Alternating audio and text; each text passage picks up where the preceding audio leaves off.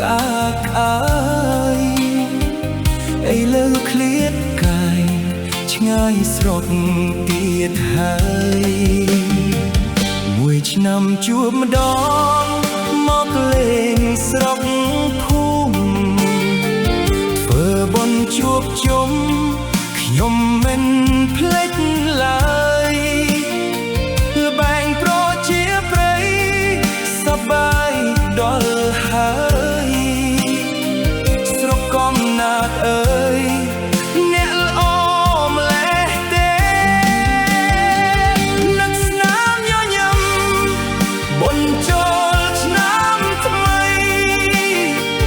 ជុំញាតិប្រុសស្រីបងអូនពុកម៉ែមួយវិនាទីក៏មិនចង់ឃ្លាតដែរឲ្យចំការស្រែ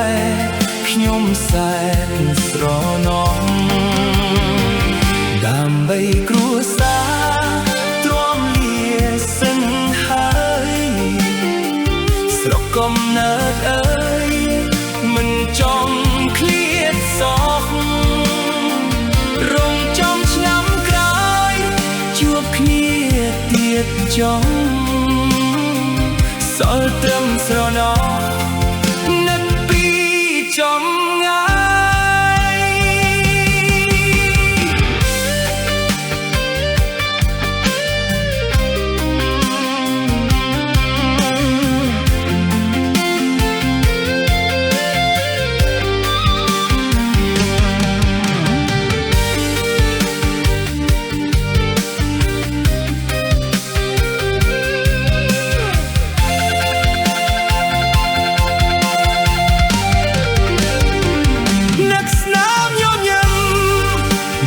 ចូលឆ្នាំថ្មី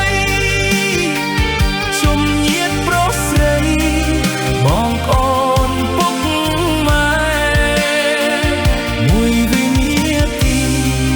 ក៏មិនចង់ឃ្លាតដែរឲ្យចំការស្រែខ្ញុំសែនស្រណំដើម្បីគ្រួ